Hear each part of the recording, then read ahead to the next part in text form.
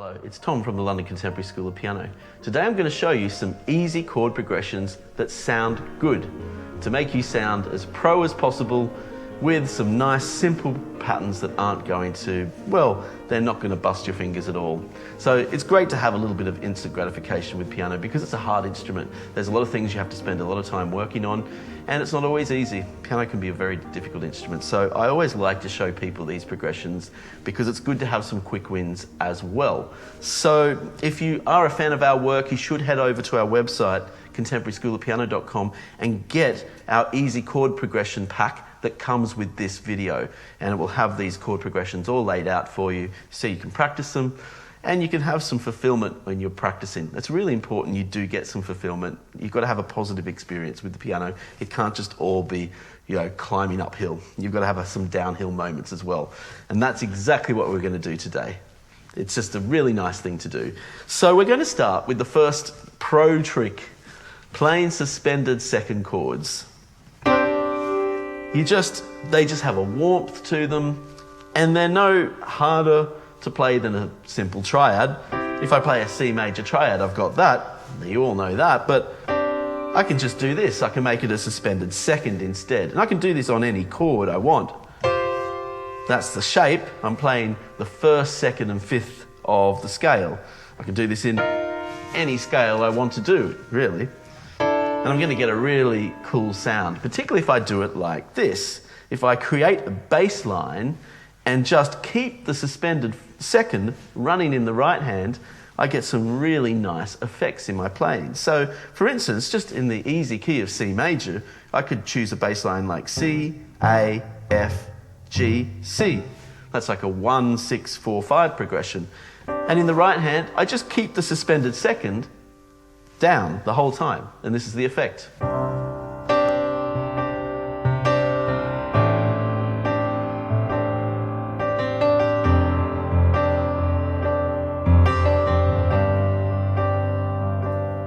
And I can even start to improvise in that bass and choose different notes to get different effects, like this.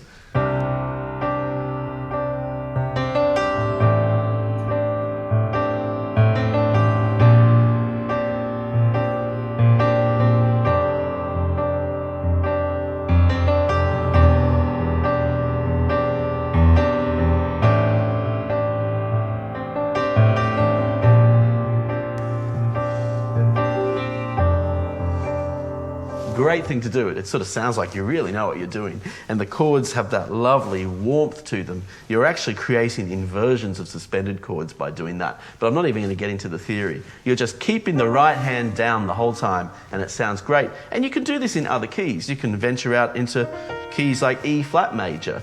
You don't need to avoid these keys with the flats. E flat, F, and B flat. How hard is it just to play those three notes? And then we can select some notes from the E flat major scale in the left hand to make a bass line.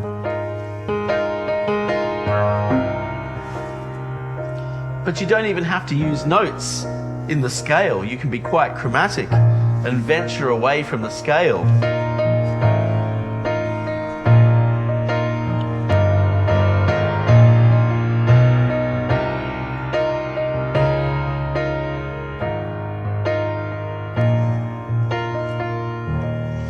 So you can really experiment with it. You don't just have to follow the lead sheet I provide you with this, by the way. You can go to our website to get that, contemporaryschoolofpiano.com.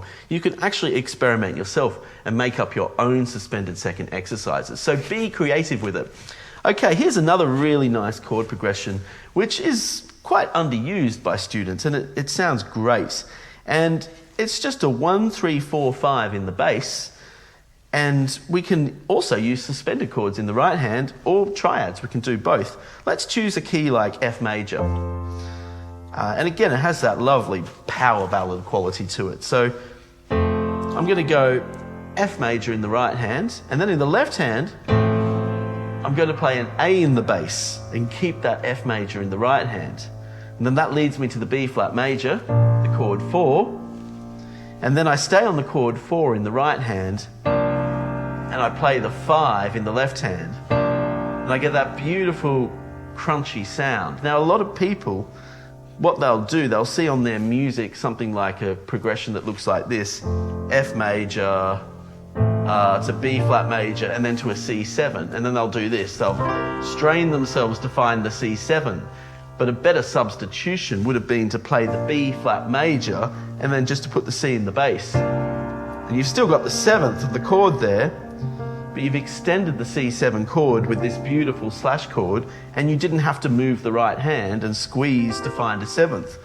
So that's a much nicer way to interpret things. So you're trying to keep the right hand stuck in the same place, in a sense, and just let the bass determine the chord. So I'll play the full progression and we get this.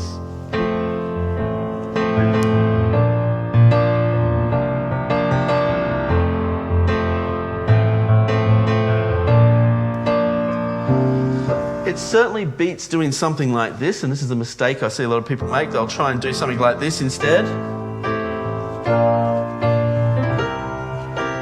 It's almost like too much movement in the right hand. Just chill out that right hand a little bit. You stay on that F over the A. Let the bass do the work for you. Then the B flat over the C. Really cool. And you can expand on that by putting some suspended chords in as well, like this. Now that F sus2 over the A sounds glorious, I think. So that's a really nice reharmonization of that. So you could do this.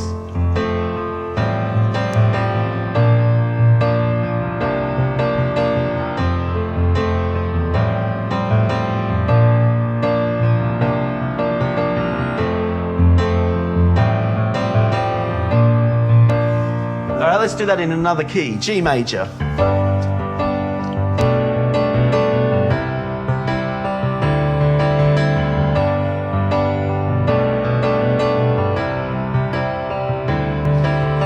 What about A flat major?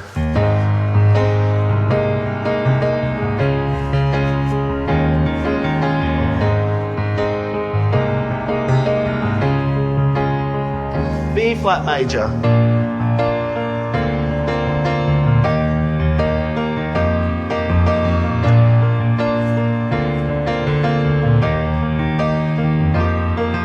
C major.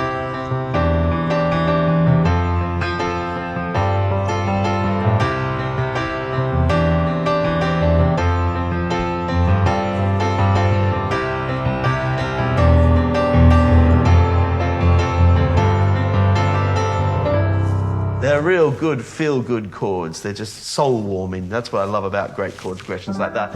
And not difficult to play, so just really enjoy those patterns. Squeeze all the juice out of them. So, all right, let's try something else now. Let's go a little bit more in a mellow direction here. And we're going to play around with some really nice, this is like a circle of fourths or circle of fifths progression, it's often referred to. But the main thing is that it just has a really nice movement to it. And we have some really lovely chord shapes here that are not that hard to play. And it's really important that you're utilising these chord shapes.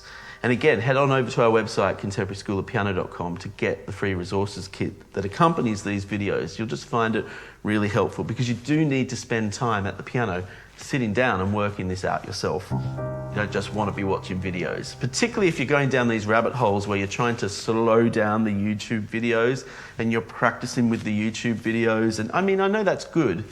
It's good to try to an extent, but actually if you're getting into that sort of territory, sometimes it's good to just watch the video, take some notes, put the technology away and sit down at the piano. That's why I created the resources kit. So you've got some sheet music and chords you can print out, and you can look at them based on these videos, and you can practice it in that manner. I think many of you will find that much more helpful in the long run. So just go to the website and get those things. They're there to help you. So this progression goes like this. I'm going to play some inversions on it as well, and I'm going to use a ratio where I play a root chord, then an inversion, a root chord, then an inversion, and it works really well.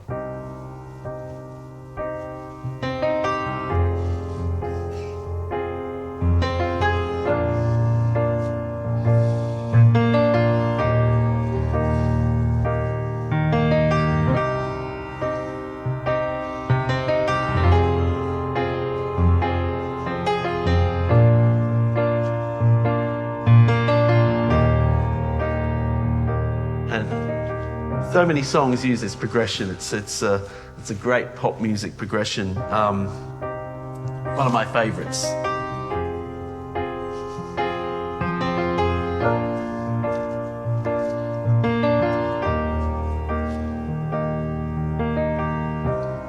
It could be Fly Me to the Moon. Fly me to the moon. And let me sing among the stars. It also could be, well, what have I gotta do to make you love me?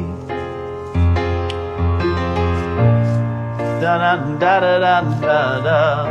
It could also be, strumming my pain with his fingers.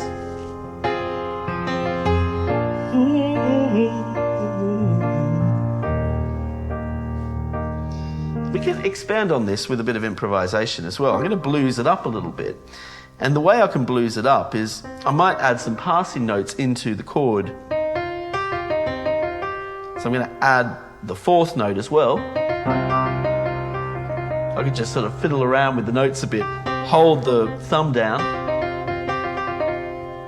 I'm going to do this very slowly just to show you how I could improvise on this. And to blues it up, I'm going to put also that blue note in, which is a semitone below the fifth. Now just keep it very subtle. I don't try and do too much with it.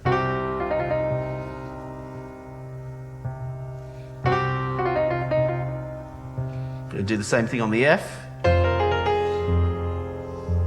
Then on the B flat. Now this is a major chord, so I might just use the first 5 notes of the scale associated with that.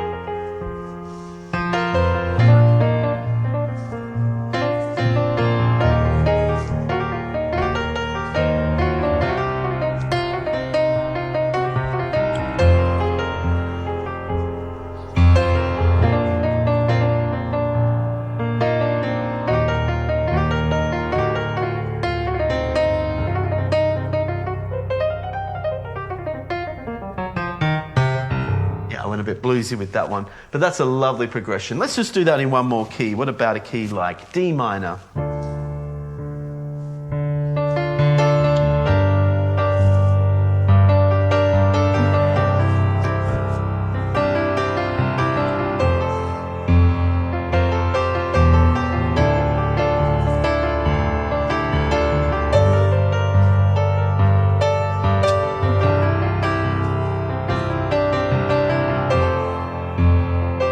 Back to the C minor.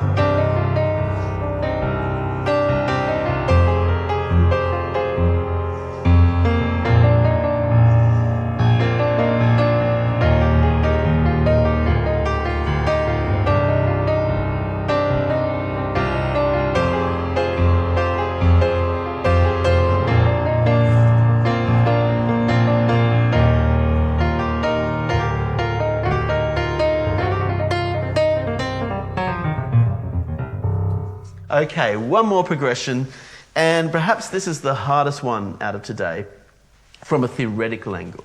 But actually from a physical angle, the just playing of the progression, it's actually not that hard. So we're going to do some complex jazz chords without much physical exertion. And a lot of people, when they try and play complex jazz chords, they're adding ninths and 11s, they're getting their fingers into a twist, or they're getting their head into a twist, getting worried about the intellect of the whole thing. And then they watch jazz players and jazz pianists play, and looks like they're just massaging the notes in a half coma in a cocktail bar somewhere, playing all these complex chords, and then wondering, why do they make it look so easy, and I'm finding this so hard? And there is a total disconnect. That's because of this magical phrase. And it's actually not a phrase, it's 2 words. What are the magical 2 words that describe what's going on? Muscle memory. That's it. Now, muscle memory does not think about theory. Muscle memory is literally your body remembering something. When you go for a walk in the park, you're not thinking about the theory of walking, are you? And this is where people get into all sorts of twists with playing music. They think that theory is actually going to make their fingers do something. Now, theory is important, and I love music theory. I could talk about music theory all day, but it won't necessarily tell my fingers what to do, because my fingers don't think about music theory. Your fingers don't think about music theory. Your fingers react to things. What happens to your fingers when they touch a hot stove? So fingers have their own way of operating, and I want to teach you these chords, these more complex jazz chords, in that manner right now. So we're going to do a really nice progression. We're going to do a minor ninth to a 13th progression. We're going to play a C minor 9 to an F13 just with muscle memory. So just put your fingers on these following notes. B flat, D, E flat, G. And in your left hand, you're going to play a C. That is a C minor 9 chord. So you got the 1st, 7th, 9th, 3rd, 5th. Don't think about theory. Just feel that in your fingers. Let's dance with it a bit. And just really get that shape under your hands.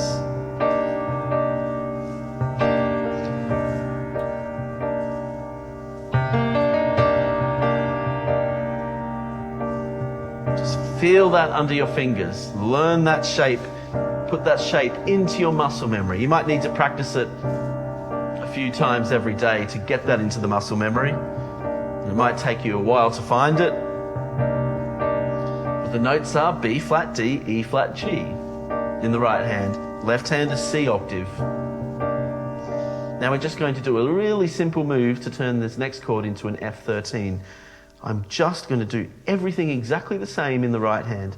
I'm only going to move the thumb in the right hand. I'm going to move the thumb down a half note to the A, and I keep the rest of the notes exactly the same. A, D, E flat, G. So I've just slid the thumb down a half note, keeping everything the same there. Left hand goes to an F, and I have an F13. Back to the C minor 9 now. I'm only changing one note in the right hand. And I've got that.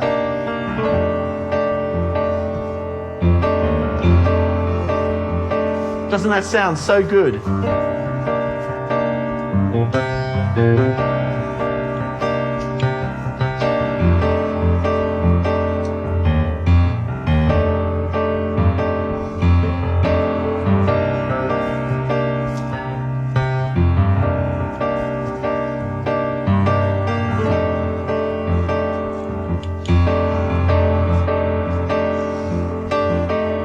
No, you don't need a degree in music theory to start doing these things. You can start them today and get them into your fingers.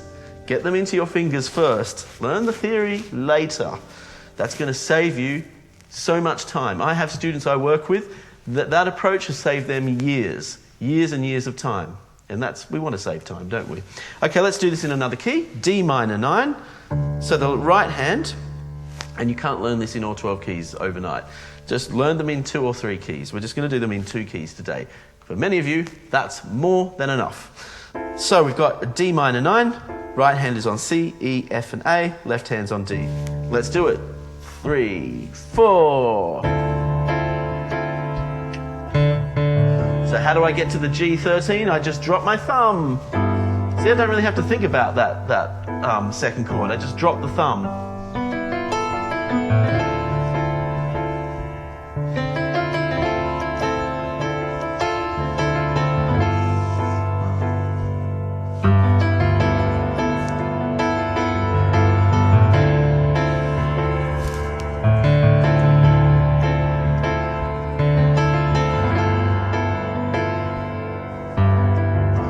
Let's go to the first key we did, the C minor 9.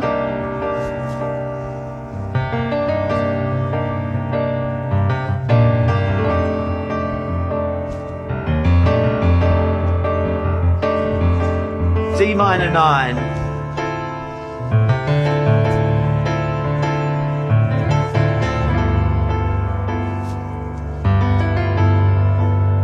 finishing on the C minor 9.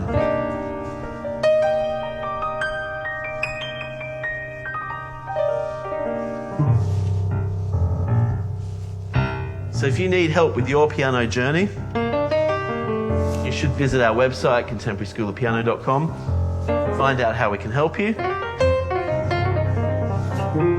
how we can potentially save you months of unneeded, unnecessary clutter in your practice regime. YouTube is, it's a wonderful resource, but there's a lot of stuff on there and you can get lost in the algorithm. So if you need some more focus, more structure, you should have a word with us, because we can fix up so many of those lost things in your playing.